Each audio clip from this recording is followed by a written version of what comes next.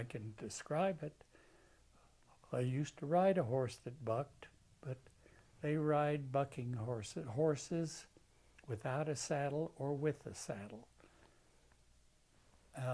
Basically without. Well, both ways.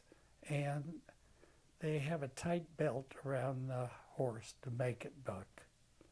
And they're groomed for it. And it looks like it'd be fairly easy to stay on, but it isn't. And it's dangerous beside. And then they have bull riding, which is trying to stay on a bull. I don't know who invented all this. Somebody from Genghis Khan's time or something, I don't know. And then the main really feature of a rodeo is calf roping, because they have those contests all over anyway.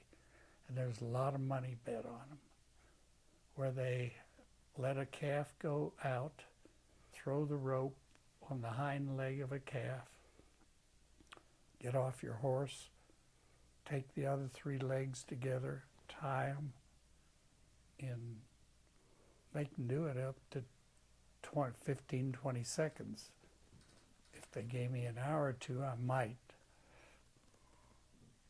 And anyway, it turned into a part of an entertainment for the community. And like the one in Greeley is run from when it was the Spud Rodeo for potatoes.